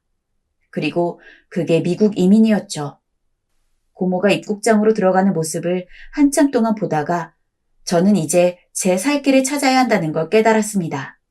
고모가 꾸준하게 용돈을 붙여준다고 했지만 고모에게 미안한 일이기도 하고 어른으로서 스스로 살아가는 방법을 터득해야 했으니까요. 그래서 닥치는 대로 아르바이트를 시작했습니다. 자는 시간만 빼고 전부 일만 했다고 해도 과언이 아닐 정도로 부단히 일을 했습니다. 이러다 돈 번 거 병원비로 나가겠다는 위험 신호가 들고 나서야 일을 좀 줄이기는 했지만 여전히 남들보다 열심히 아르바이트를 하면서 통장에 차곡차곡 돈을 쌓아나갔어요. 하지만 분명 그 어떤 것에도 흔들리지 않고 나 살기 위한 돈만 모을 거라는 계획은 한 남자를 만난 뒤로 사라졌습니다. 바로 예비 남편이었죠. 예비 남편은 제가 일하던 레스토랑의 점장이었습니다. 그곳에 일할 당시에는 짧게 하던 아르바이트를 모두 줄이고 레스토랑에서만 풀타임으로 근무했기 때문에 남편과 자주 부딪힐 수밖에 없었어요. 그러다 보니 저희는 자연스레 사랑에 빠졌고 연애를 시작하게 됐죠. 물론 아무런 걱정 없이 연애를 한 것은 아니었어요. 꼭 결혼까지 가지 않는다고 해도 애초에 연애부터 자신이랑 수준이 맞는 사람과만 하길 바라는 이들도 있었고 저 스스로 혼자 생각해 본다고 하더라도 내가 지금 연애를 할 처지가 맞나? 라는 의문이 들기도 했으니까요. 그래서 저는 사귀자고 고백을 하는 남편 앞에서 부모가 없는 상황, 고모가 키워주신 일, 그 외 제 솔직한 심정들을 전부 꺼내기로 했습니다. 나 그쪽이랑 사귀기 전에 꼭 할 말이 있어요. 사실은 나 부모님이 없어요. 엄마는 진작에 집을 나가셨고 아버지는 돌아가시는 바람에 고모 손에 자랐어요. 그래서 악착같이 돈만 생각하며 아르바이트하고 있는 거예요. 지금도 솔직히 내가 연애를 생각해도 되는 건지 모르겠어요. 그런데 남편은 잠자코 이야기를 듣다가 그 모든 것을 받아들인 듯 저를 안아주더군요. 저는 그 포근함이 고모품 같고 좋았습니다. 그 이후 전 남편과 진정한 연애에 돌입하게 되었어요. 사실 제 개인사를 낱낱이 공개한 연애가 시작되었다는 순간부터 이미 결혼을 위해 한 걸음 다가갔다고 봐도 되는 것 같습니다. 남편도 너랑 연애할 때부터 언젠가 결혼할 거라고 마음먹어왔어. 라고 이야기했고 저 또한 은연중에 그런 생각을 했거든요. 그래서 저희는 꽤 일찍 결혼에 대해 계획을 세웠고 남편 부모님에게 인사도 드리러 갔습니다. 하지만 아니나 다를까 비록 남편은 제가 가족이 없는 것에 대해서 포용할 수 있다고 생각을 했을지언정 시부모님은 제가 탐탁지 않으셨나 봅니다. 우리는 이 결혼 허락 못한다. 미안하구나. 시부모님은 강경했습니다. 너무 어릴 적부터 부모도 없었는데 그 열악한 가정 환경에서 제대로 자랐는지 우리가 어찌하냐.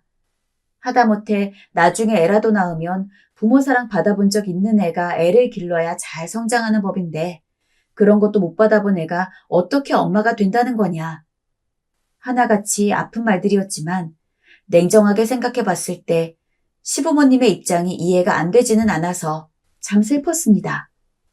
몇 번이고 시부모님을 찾아갔지만 시부모님은 그때마다 새로운 말로 제 상처를 후벼 팠고 저는 그때마다 미국에 있는 고모에게 전화를 하거나 메시지를 남기며 울었습니다. 하지만 고모가 마음 아파할까봐 모든 걸 얘기할 순 없었고 시부모님이 조금 깐깐하신 분이라고만 말해두었습니다. 네 시부모님 될 사람이 네 가치를 모르는 거야. 네가 부모 사랑 못 받아봤으면 어때? 내 사랑은 받았잖아. 내가 얼마나 너를 딸처럼 여기는데. 그런 사람들한테 괜히 상처받고 가슴 아파하지 마라, 서정아. 네 눈물이 아까워. 눈코 뜰 새 없이 바쁜 고모에게 이런 하소연을 할 때마다 폐를 끼치는 거라고 누누이 생각했지만 고모는 한 번도 그런 내색하지 않고 제가 대화를 걸 때마다 저를 위로해 주었습니다. 고모의 품이 그나마 제 눈물을 받아주는 곳이었고 서러움을 이해해 주는 곳이었죠. 그런데 시부모님의 반대는 계속되었어요. 언제는 밤중에 전화가 걸려와 받아보니 시어머니의 목소리였어요. 지금 내 아들이 너랑 결혼하겠다고 난리인데 나는 분명히 전에도 말했지만 허락 못한다고 말했다.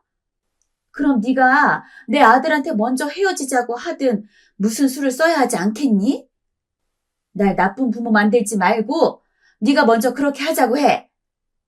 돈이 필요하면 너한테 어느 정도 쥐어줄 수는 있어. 그러니까 내 아들 그만 힘들게 하고 끝내라. 밤중에 걸려와 돈을 줄 테니 남편과 헤어지라고 종용하는 시어머니의 전화에 전 너무 당황스러워 전화기를 붙잡고 눈물만 뚝뚝 흘려댔습니다. 그러나 그때부턴 저도 이젠 현실적으로 결혼을 포기해야겠다는 생각이 들더라고요. 축복을 받으면서 해야 할 결혼인데 이 정도로 결혼을 극심하게 반대하는 시부모님이 있다면 결혼을 하더라도 행복하지 못할 것 같았어요. 남편은 어떻게든 제 마음을 돌리기 위해 자기가 설득하겠다고 했지만 부모님께선 절 허락할 기미가 보이지 않으셨어요.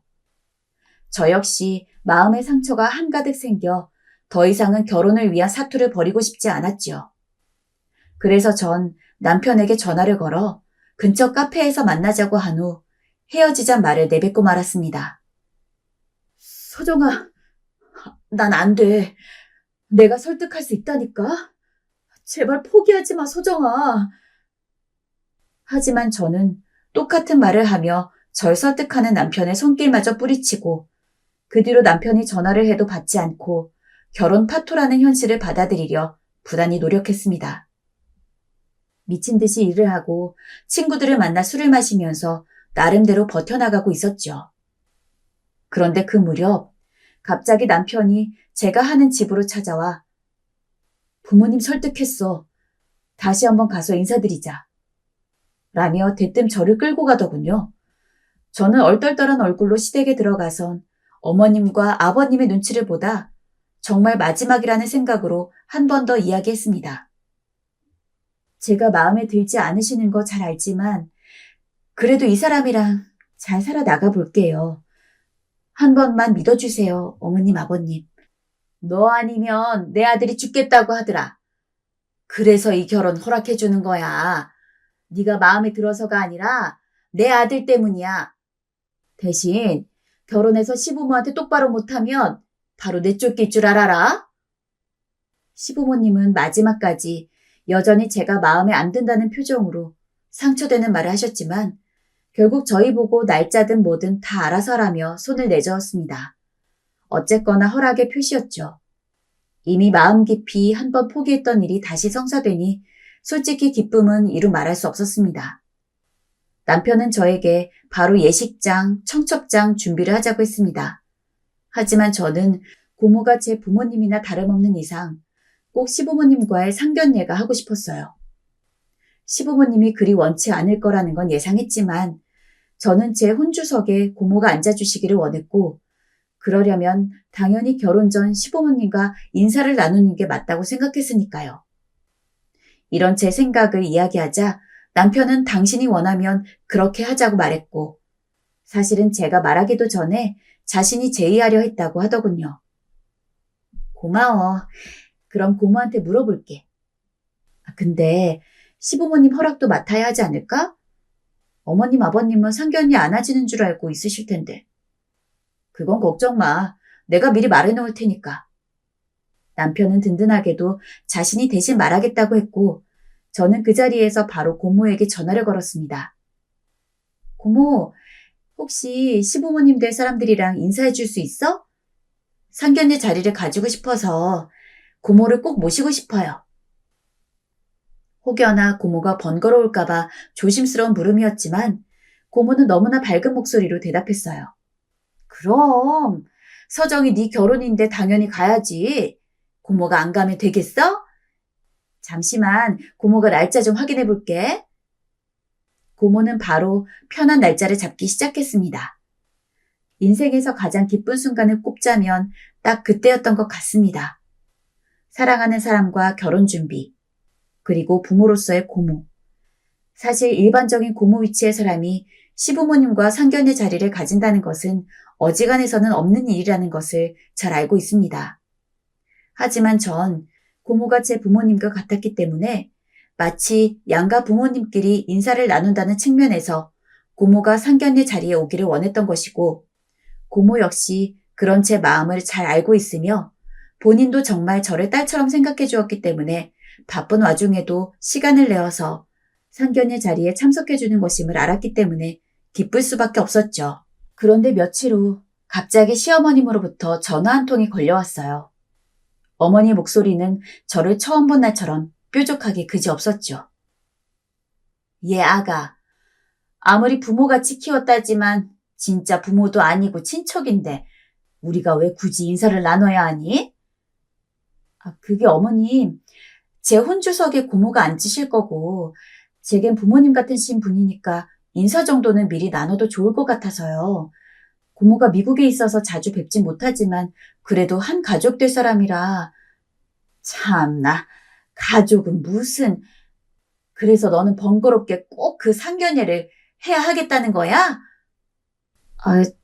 저는 대놓고 반대하는 시어머니의 말에 저는 우물쭈물거렸고 그걸 본 남편이 전화를 가로채 시어머니에게 대신 화를 내주었습니다. 서정이가 고모를 모시고 싶어하는 건 당연한 게 아니겠냐고. 내가 알아서 할 테니 어머니 더 이상 아무 말 하지 말라고요. 시어머니도 남편이 씩씩거리며 나오자 기가 죽었는지 아무 말 없이 끊으셨습니다. 저는 내심 시어머니의 기분이 상하셨을까 걱정되었지만 그래도 상견례만큼은 고모를 모시고 싶었기 때문에 어떻게든 애써 찝찝한 기분을 떨쳐내었어요. 남편은 고모가 저 때문에 멀리 미국에서 오는 걸 알았기 때문에 상견례 자리도 일부러 고모에게서 멀지 않은 정통 한정식 집으로 잡아주었습니다. 그리고 저는 그 배려가 무척이나 고마웠어요. 비록 시부모님은 좋아하시지 않았지만 남편만큼은 평생 동안 사랑하며 살 수 있을 거라는 생각이 들었죠. 그렇게 시간이 흐르고 흘러 상견례 날, 저와 남편 그리고 시부모님은 미리 한정식 집에 가 있었습니다.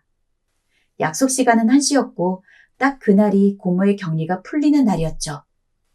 직원이 내주는 차를 마시면서 고모를 기다리는데 갑자기 저에게 전화가 왔습니다. 발신 있는 고모였어요. 여보세요? 서정아, 혹시 상견례 시간 좀 미룰 수 있어? 고모는 다급해 보이는 목소리였어요. 제가 무슨 일이냐고 묻자 고모는 자가격리 시설에서 풀리는 시간이 따로 있다는 걸 몰랐는데 알고 보니 그 시간이 정오였고 아무리 빠르게 출발한다고 해도 한정식 집까지 약속 시간에 맞춰 도착하기가 힘들다는 내용이었습니다. 고모는 딱 2주가 되는 날이면 아무 때나 나갈 수 있을 거라 판단하고 일부러 일찍 점심 약속으로 잡은 거였는데 예상치 못하게 계획이 틀어진 거였죠. 하지만 이미 시부모님이나 저, 남편 모두 한정식 집에 들어와 있는 상황이었기에 자리를 비울 수가 없었습니다. 저는 일단 고모에게 잘 말씀드릴 테니 천천히 오라고 말하고는 시부모님에게 달려가 상황을 설명드렸어요. 어머님, 아버님, 고모가 외국에서 입국하시는 것 때문에 격리시설에 나갈 수 있는 시간을 착각하셔서 조금 늦을 수도 있다고 말씀하셨어요. 죄송해요. 고모도 너무 죄송하다고 최대한 빨리 오겠다고 했으니까 조금만 기다려주세요. 원래 시부모님은 상견례 자리를 그리 가지고 싶어 하지 않으셨는데 제 부탁으로 남편이 설득해서 어쩔 수 없이 나온 거였기 때문에 저는 더욱 몸둘 바를 몰라 거듭 고개를 숙였어요. 그런데 이어지는 시어머니의 말은 또다시 날카롭기 그지없었습니다. 아니, 이래서 내가 상견례 자리는 됐다고 한 건데 아무리 외국에서 들어오는 거라지만 이게 무슨 예의니? 이런 중요한 자리에 시간을 착각한다는 게 말이 되니? 엄마, 그럴 수도 있지. 그런 말을 꼭 서정이 앞에서 해야 돼요? 제발 말 좀 가려서 하세요. 내가 뭐 틀린 말 했어? 나라면 이런 시간 약속 정도는 철저히 신경 썼을 거야. 그게 예의지. 아무리 없는 집안이라고 하지만 이건 너무하지. 안 그러니, 아가야? 죄송합니다. 어머님 조금만 기다려주세요. 부탁드릴게요. 내가 이래서 고아 집안은 처음부터 받아들이지 않는 거였는데 이게 뭐니? 비싼 음식 차려놓고 저기요! 여기 있는 음식들 좀 데펴주세요. 같이 오기로 한 분이 갑자기 늦는다고 하네요. 이어지는 시부모님의 고아 발언에 남편은 무슨 말이냐며 뜯어 말리려 했지만 시어머니는 도리어 기세등등했습니다. 전 아무 말도 할 수 없었죠. 그렇게 고모가 올 때까지 시어머니의 타박을 온몸으로 받아들이는 수밖에요.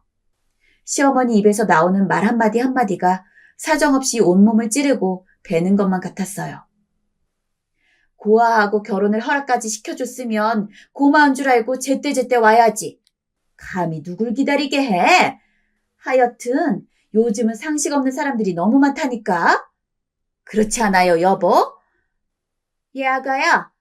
오늘은 내가 자리도 자리인지라 아량 넓게 넘어간다만 다음부턴 네 고모 단단히 주의시켜라. 난 누구 기다리는 거 딱 질색이니까. 알겠니? 남편은 이제 포기한 듯 제 옆에서 음식만 우물거릴 뿐 시어머니를 말릴 생각도 하지 않았고 시아버지도 그저 경기 관람하듯 상황을 바라보고만 계셨습니다. 그 자리엔 아무도 제 편이 없었어요. 오로지 비참한 얼굴로 어머니 말을 듣고 있는 저만 있었지요. 집도 못 해오고 돈도 없는 고아랑 애초에 결혼시키려 한 게 실수라는 말을 듣고 있자니 갑자기 오한이 몰려들면서 손과 발이 차가워지고 현기증이 날 것 같더라고요. 그 후 어찌저찌 고모가 도착했고 지옥 같던 상견례 자리를 끝마쳤습니다. 그토록 원하는 자리였는데도 불구하고 저는 물론 고모까지 욕을 먹은 것이기 때문에 기분은 너무 끔찍할 정도로 안 좋았어요. 하지만 기껏 멀리서 와준 고모도 있기에 상견례 자리 내내 애써 티를 안 내며 웃음을 지었지요. 그런데 고모는 제가 이상하다는 것을 금방 눈치채셨어요. 상견례 자리가 끝나고 집에 도착했을 때 절 붙잡고 캐묻기 시작했어요. 너는 결혼하는 애가 어쩜 이렇게 얼굴에 먹구름이 껴있어? 무슨 일이 있어? 있는 거지? 얼른 고모한테 말해봐. 아니야. 아무것도 아니야. 고모 피곤할 텐데 얼른 자. 네가 이런 얼굴인데 고모가 잠이 와? 얼른 말해보래도. 고모한테 말 못할 게 뭐야. 고모의 추궁에도 저는 절대 상견례 이야기는 하지 않겠다는 다짐으로 그냥 결혼 앞두니 생각이 많아져서 라며 대충 핑계를 댔지만 고모는 그런 식으로 속이기에는 절대 녹록지 않은 사람이었습니다. 고모는 서정이 네가 말 안 해주면 최서방한테 묻는다고 했어요.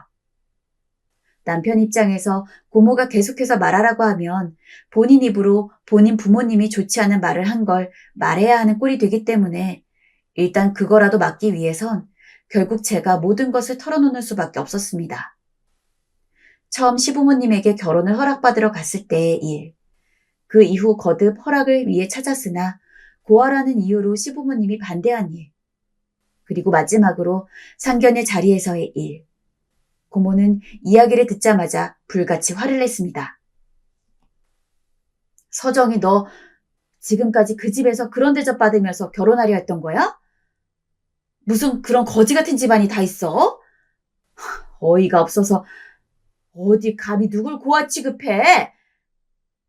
하지만 이상하게도 저 대신 화를 내주는 고모를 보자 그간의 서러움이 폭발한 건지 눈물이 나기 시작했어요. 간신히 참아왔던 눈물은 그칠 줄을 모르고 하염없이 흘렀고 저는 그 자리에서 고모의 품에 안겨 오열까지 하고 말았네요. 고모는 품에 안긴 저를 아이 다루듯 차분하게 다독거려 주었어요. 괜찮아 서정아, 괜찮아 라는 말을 하면서요. 전 진작 고모에게 털어놓을 걸 후회하며 눈물이 흐르는 대로 내버려 두었어요. 몇 시간이 흐르고 나서 제가 좀 진정이 되는 듯 싶자 고모는 무언가 결심한 표정으로 잠시 전화를 하고 오겠다며 밖으로 나갔죠. 고모는 추진력도 좋고 행동력도 넘치는 사람이었기 때문에 저는 불안한 마음으로 집에서 고모가 전화를 하고 돌아올 때까지 얌전히 기다릴 수밖에 없었습니다. 그리고 한 30분이 지났을 즈음 고모는 저에게 갈 데가 있다며 얼른 외출복을 입고 나오라고 체근했고 저는 뭔지도 모르는 이유로 고모에게 떠밀려서 대충 외투 정도만 걸치고 고모를 따라 밖으로 나왔습니다. 택시를 타고 도착한 곳은 카페였어요. 그리고 고모에게 이끌려간 그 카페 안에는 놀랍게도 남편과 시부모님이 앉아 있었습니다. 설마 남편의 시부모님까지 있을 줄을 몰랐기에 당황스러운 얼굴로 그들을 보는데 고모는 제 손을 잡고 그 자리까지 끌고 갔습니다. 비록 낳아준 부모는 세상에 없을지언정 지금은 내가 얘 부모입니다. 난 결혼할 생각도 없고 서정이 하나 잘 먹고 잘 살면 만족해서 얘가 좋은 곳에 시집 가면 내 그만큼 제대로 챙겨주려고 했었고 나중에 나 죽으면 내가 가지고 있는 것들 전부 서정이가 가지게 하려 했습니다. 근데 아무리 봐도 시부모 될 사람들이 우리 서정이랑 한 가족이 되기에는 너무 부족해 보이네요. 요즘 시대가 어느 때인데 부모 없는 거 가지고 뭐라고 하는 몰상식한 사람들이 있을 거라고는 생각도 못했는데 그 몰상식한 사람이 서정이 예비 시부모일 거라고는 상상도 못했네요. 시부모님은 말할 틈도 안 주고 쏘아붙이는 고모 말에 어안이 벙벙한 표정이었습니다. 그러다 고모 말을 가만히 듣고 있던 시어머니가 자존심이 상했는지 제게 했던 막말을 이번엔 고모에게 퍼붓기 시작했습니다. 아니 지금 여기까지 사람 불러다 이게 무슨 행패예요? 고아를 그럼 고아라고 하지 뭐라 합니까? 참나. 그리고 뭐라고요? 수준 낮은 집? 이보세요. 누굴 보고 수준 낮은 집이라고 하는 거예요? 기가 막혀서 원 고아랑 결혼 허락해준 거로도 감사한 줄 알고 고개 조아릴 줄 알아야지 누구한테 뭐라 하는 거예요? 본색을 드러낸 시어머니의 모습에도 고모는 그럴 줄 알았다는 듯 차분했어요. 그러더니 고모는 가방에서 서류 하나를 꺼내더니 테이블 위에 턱 올려놓았어요. 보시면 알겠지만 50평대 아파트와 서정이 명의로 될 건물들입니다. 서정이를 옆에서 보살펴주지 못한 게 미안해서 시집 갈 때 이것들 다 쥐어주려 했죠. 집 말고도 서정이 결혼할 때 필요한 것들은 아낌없이 다 줄 생각이고요. 서류 확인해보면 알겠지만 제 명의로 되어 있는 건물들 다 서정이 명의로 돌려놓을 겁니다. 그런데 우리 서정이 고아니 뭐니 하는 말을 해대는 그 수준 낮은 집에 며느리로 가봤자 고생길만 훤하겠죠. 부모로서 그건 눈에 흙이 들어가도 못 보겠네요. 시어머니는 서류를 잠시 확인하는 듯 싶더니 눈에 띄게 당황해했습니다. 저도 고모가 절 위해서 이렇게 해주실 줄 몰라 당황했고요. 시어머니는 결혼 전 집 문제에 대해 저 남편에게 어떻게 할 거냐 물어보실 때마다 은근히 자기는 도움을 줄 수 없다는 기색을 내비치곤 했습니다. 도움을 주고 싶어도 돈이 부족하다는 이유로요. 그리고 절 향해 네가 친정이 있었다면 집 사는데 도움이 되지 않았겠냐며 절 많이도 타박하셨죠. 그런데 고모가 집 서류를 꺼내니 놀라실 수밖에요. 나중에 알고 보니 고모는 미국에서 꽤 성공한 사업가였습니다. 고모가 미국에서 사업을 하고 있고 어느 정도 자리를 잡은 건 알았지만 제가 생각했던 것보다 고모의 재산은 어마어마했어요. 제가 시집 갈 땐 부족함 없이 해주기 위해 모든 걸 준비해 놓은 상태였더라고요. 시어머니는 그렇게 어안이 벙벙한 표정으로 서류를 붙잡다가 저와 고모를 번갈아 보며 물었습니다. 이게 진짜니? 이걸 얘한테 다 주는 거라고요? 이 비싼 건물을 다요? 믿을 수 없다는 듯 손까지 덜덜 떠는 시어머니, 고모는 갓잔타는 듯 내려다보며 코웃음을 쳤습니다. 네, 맞습니다. 그럼 결혼은 파토난 줄 알고 저흰 이만 가겠습니다. 고모는 미련 없이 뒤를 돌아 저를 붙잡고 카페 밖을 나왔습니다. 저는 입 한 번 못 대고 고모가 하는 대로 끌려갔어요. 집에 들어가기 전 고모는 제게 얘기를 하자고 했고 저희는 공원 벤치에 앉아 조금은 진정된 마음으로 이야기를 시작했습니다. 서정아, 이 결혼은 아닌 것 같아. 아무리 남편이 좋아도 결혼이라는 건 결국 가족들을 신경 써야 할 일이 많은 건데 내가 보기에 저 양반들은 결혼하고 나서도 사사건건 너한테 시비 걸 사람들이고 특히 시어머니란 사람은 너한테 시집살이 시킬 게 뻔해. 더군다나 저 사람들 돈 앞에서 어떤 표정이었는지 봤지 않니? 제발 서정아, 고모를 생각해서라도 이 결혼은 하지 않으면 안 되겠니? 고모, 나도 고모가 무슨 말 하는지 알아. 내 편 들어줘서 고마워. 잘 생각해볼게. 그날은 참 생각이 많았던 것 같습니다.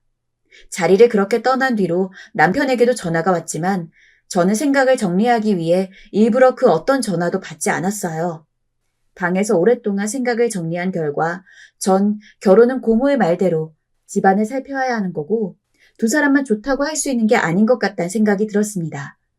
아직 남편을 사랑하는 마음은 남아있지만 이런 시댁에 묶여 산다면 결국 남편과도 갈등이 생길 거고 그러다 보면 사랑하던 마음조차 떨어져 나갈 거란 생각이 들더라고요. 그건 제게 또 다른 고통이 될 거고요. 저는 정리한 생각을 고모에게 말해주었고 고모는 잘 생각했다면서 제 결정을 지지해 주었어요. 그리고 절 꼭 껴안아주면서 오히려 제게 진작 재산을 미리 수여하지 못해 미안하다고 하더라고요. 서정아, 시집 갈 때 정리해 주려고 했는데 고모가 생각이 짧았어. 네가 시댁될 집안에 이런 대접을 받을 줄 알았다면 진작 줬을 텐데 명의는 다 네 걸로 돌릴 거니까 이제부턴 하고 싶은 거 마음껏 하면서 편하게 살아. 그 누구에게도 기죽지 말고. 알겠지? 고모의 말에 왜 이렇게 눈물이 나던지. 그 누구에게도 기죽지 말라는 고모의 말은 그간 얼어붙어 있던 제 마음을 너무도 따스하게 위로했습니다. 그간 의식하고 있지 못했지만 저도 모르게 부모가 없다는 이유로 당당하게 어깨 펴고 살기가 힘들었던 것 같아요. 겉으론 부모가 없어도 괜찮다고 스스로를 위로했으면서도 언젠가부터 사람들을 만날 때마다 자연스레 위축되었고 그래서 시부모님께 그런 모욕적인 말을 들으면서도 말 한마디 할 수가 없었던 것 같았지요. 저를 함부로 대했던 게 바로 다름 아닌 저였던 걸 사실을 깨달은 순간 저는 하염없이 눈물이 났습니다. 그리고 이번에도 저를 보듬어주는 고모의 손길에 그대로 기대 울지 못한 마음을 잠시나마 내려놓았네요. 그리고 고모는 어떻게든 제 손에 재산을 쥐어주고 싶어 하셨지만 저는 고모가 힘들게 모은 돈인 만큼 쉽게 그것들을 받을 수가 없었어요. 저는 고모와 긴 이야기 끝에 일부만 받기로 했고 나머지는 나중에 제가 정말 필요할 때 받기로 했네요. 그 이후 고모와는 오순도순 단둘만의 시간을 보냈어요. 고모가 한국에 오면 가보고 싶었던 인사동도 가보고 함께 좋은 레스토랑에서 식사도 하면서 그간 못다한 이야기들을 나누었어요. 고모가 없었다면 분명 방에서 착잡한 마음으로 시간을 보냈을 텐데 덕분에 참 행복하고 평화로운 시간을 보냈어요. 하지만 그 이후 고모도 경악할 만한 정말 놀라운 사건이 생겼네요. 회사에서 근무를 하고 있는데 시어머니로부터 전화가 걸려온 거였습니다. 일부러 받지 않았지만 회사 앞에 있다고 문자를 보내오셨더라고요. 어쩔 수 없이 한숨을 푹푹 내쉬며 회사 앞으로 나갔는데 시어머니는 대뜸 절 보자마자 손을 붙잡았습니다. 여기까지 무슨 일이세요? 서정아, 아가야, 내가 그간 너한테 모진 말로 네 마음 아프게 한 거 다 사과하마. 많이 섭섭했지? 아들이 귀했던 나머지 너한테 할 말 못할 말 다 한 것 같다. 미안하다, 아가. 그래도 시애미가 여기까지 왔는데 우리 이제 그만 지난 일은 잊고 다시 가족으로 잘 지내보자. 어? 결혼식도 서두르고 우리 아들한테 들으니까 네가 연락도 안 한다며? 기가 막혔습니다. 분명 돈 때문이었어요. 그간은 제가 가진 것 없고 부모가 없으니 막대했지만 제게 돈이 많다는 걸 확인하자 안색을 바꾸고 결혼을 서두르려 하는 속셈이었죠. 너무 속이 훤히 보여 순간 저도 모르게 머리가 아파지더라고요. 어머니, 죄송한데 저희 이미 끝난 상태예요. 결혼 안 하기로 했어요. 아드님한테 물어보세요. 저는 어머니와 더 할 말이 없습니다. 이만 돌아가 주세요. 그리고 앞으로 이렇게 회사 앞으로는 찾아오지 말아주시고요. 돌아가 달라고? 아니 얘, 시어머니가 여기까지 찾아왔으면 그 서기를 봐서도 수그리고 들어와야지. 어른한테 이게 무슨 예의니? 내가 다 잘못했다니까. 앞으로 너한테 고아라니 이런 말은 일절하지 않으마. 시집살이도 없을 거야. 내가 약속할게. 네가 원한다면 각서까지 써줄 수 있다 나는. 각서까지 써준다는 시어머니의 표정은 참으로 간곡하기 그지없었습니다. 저는 그런 시어머니 얼굴을 보자 갑자기 화가 치밀어 올랐어요. 어머니, 듣자 하니 정말 뻔뻔하시다는 생각 안 드세요? 불과 며칠 전 상견례 자리에서 저한테 고아라며 저 같은 애 받아주신 것만으로도 감사해야 한다고 말하신 분 어디 가셨어요? 죄송하지만 저는 죽었다 깨어나도 어머니 며느리 될 생각은 없습니다. 시어머니 뭐라 하려 했지만 저는 그냥 그 자리에서 뒤를 돌아 회사로 돌아가 버렸습니다.